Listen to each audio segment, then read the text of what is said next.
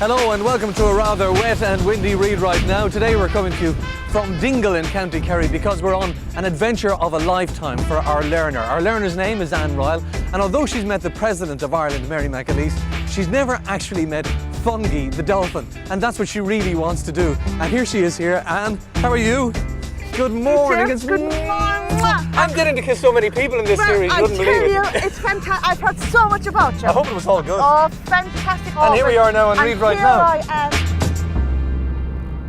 Tell me exactly how you met Mary McAleese. Well, it was actually on the 8th of December of 2003, on behalf of adult learners, I was asked would I like to address President Mary McAleese, which I did for 6.5 minutes. It was a wonderful experience. It must have been, yeah. Fantastic, Derek. She's a beautiful woman. A lady. Very elegant. Very elegant. Very articulate. You know, she was really, I think she was inspired with what I had to say, and then she came up to me twice after, and you know, there was hugs and kisses and things like that. Oh, isn't that sweet? She was a lovely person, yeah. Okay, listen, before we get on the boat, I've got to say a few things to the people at home. Now, as well as all of our usual spelling tips, we'll be telling you how to scan a catalogue and use Word to write a letter or make a poster. So watch out for that as the programme progresses. Shall we go aboard? I'm all excited. Do you want to go first as a ladies first sort of thing? I'll be fine. Enough, you go first. Oh, would you? And I then see. maybe if I need help, you might Pick it up and I'll give you a hand up. Now, will I take your camera?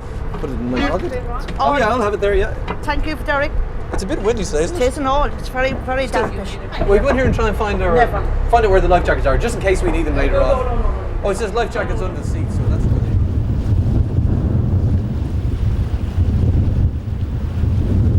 Hi, Sean. How are you? How are you? My name is Anne, and this is my first time ever been on a boat, Sean. Oh well, if Fungi's inform you will really enjoy this. I'm all excited about this. I've been geared up for this now for the last couple of days, and That's getting into the motivation of it. Do you know what I always kind of wanted to do really was to try and how to steer a boat. You wouldn't mind kind Not of. at all.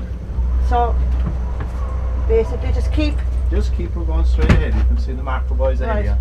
Are you nearly always guaranteed to see Fungi coming up? Nearly always guaranteed to see. So if I call him enough of times, hopefully. Definitely. I'm all excited. I can tell this is going to be an unforgettable experience today. And if you're wondering why I'm emphasising the in the unforgettable, it's a prefix, and that's what we're going to tell you all about right now. Prefixes. You keep steering a steady course, please. Okay.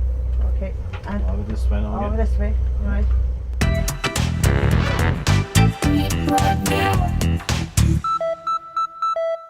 Spelling words can be a bit tricky sometimes, so it's useful when we can see and use common words or parts of words. This spelling tip is about using some common prefixes. A prefix is a number of letters we put in front of a root word. The un in unforgettable and the miss in misbehave are examples of prefixes. We can add a prefix to the beginning of a root word to change that word's meaning and make a new word. Let's look at some examples. The words unhappy and untrue. The un added to the front of these words is another way to say not.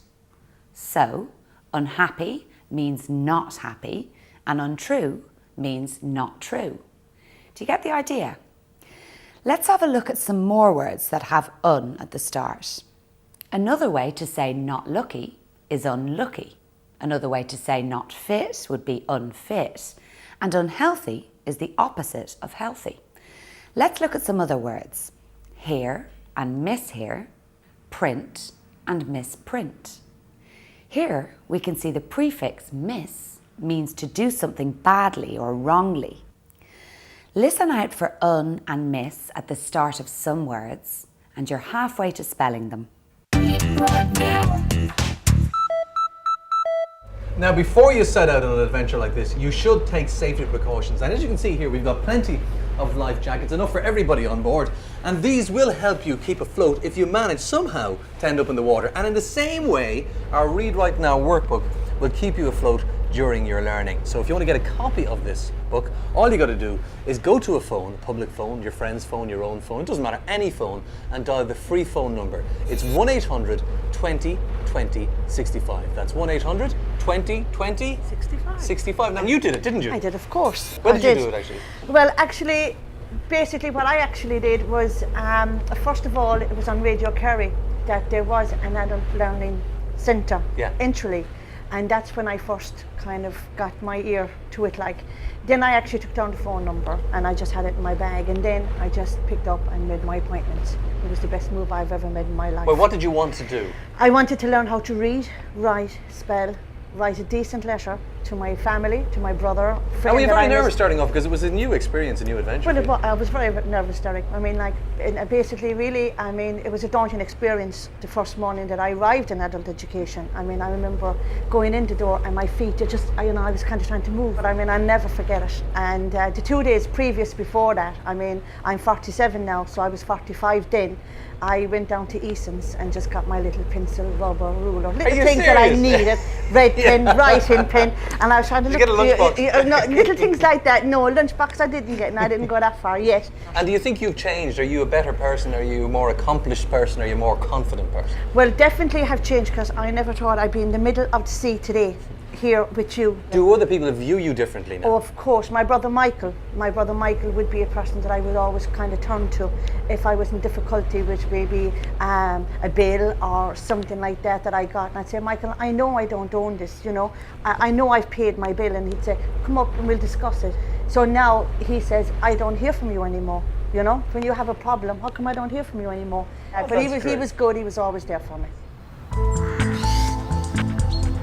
You seem to be a different person altogether since you went back to adult education. You seem to be more confident. Before, if I was before everything seemed to be a problem. Anne was born with one arm. Throughout her childhood, this made her feel different and affected her approach to school and life in general.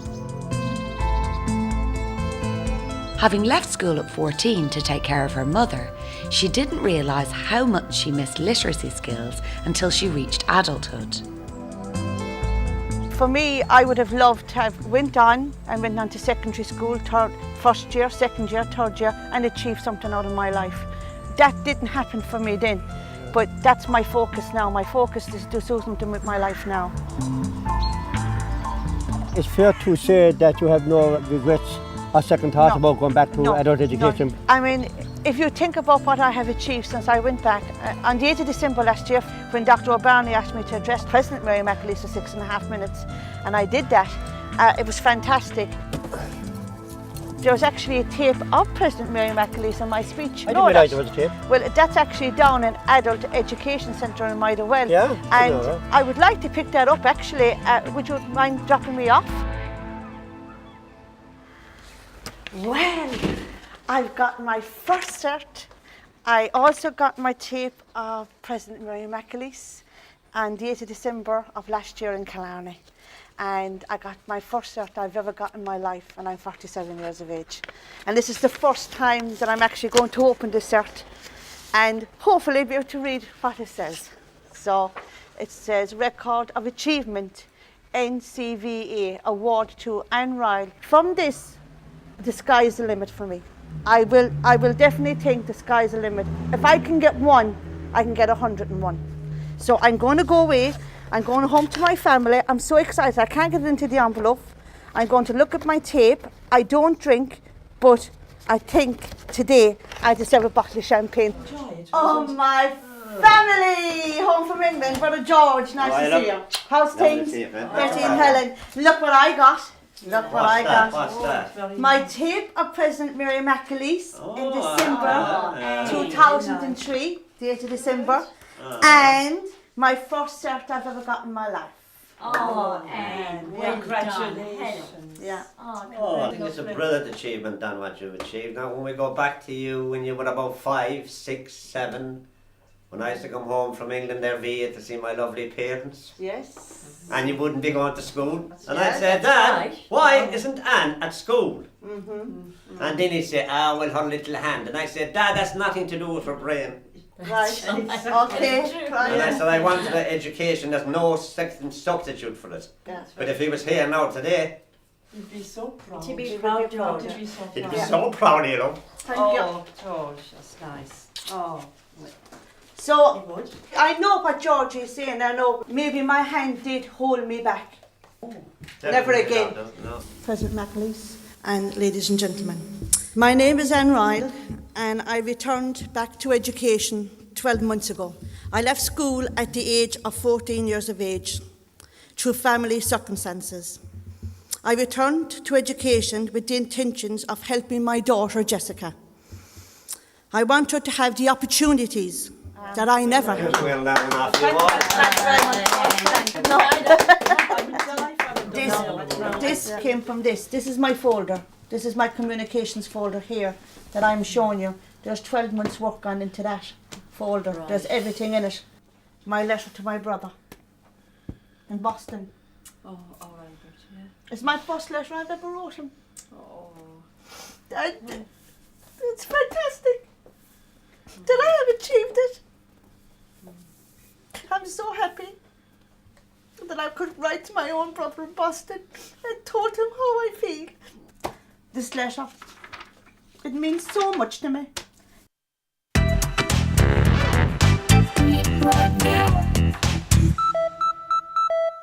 Writing to friends and family has never been easier. We can now type letters using computers, print them out and post them. Or, if you can get on the internet, you can send your letters by email. If you're using a computer to write letters, you'll probably be using a program like Microsoft Word. Let's imagine your brother lives in Boston and you want to write him a letter to stay in touch. This is what the letter might look like if it was written by hand. Now let's look at how to do this on the computer using the keyboard. You write your address at the top right of the letter. For example, 24 Oakdale Avenue, Finglas, Dublin 11. You use the tab key to move across the page. The tab key looks like this and allows you to quickly move across the screen. Next, you type in the date, for example, the 22nd of November 2004. The next thing to write is Dear Kevin. Many people put a comma beside the name using the comma key here. To write the main part of the letter, you move down to the next line using the Enter key. So a short message might look like this. Hope you're well, just got a new computer and I'm trying it out. I'll write you a proper letter soon. Most personal letters end with a phrase like best wishes. Again, use the Enter key to move down a line. If you want to print out your letter, you can do this by clicking on File and then Print. And don't forget to sign your name at the end. Read right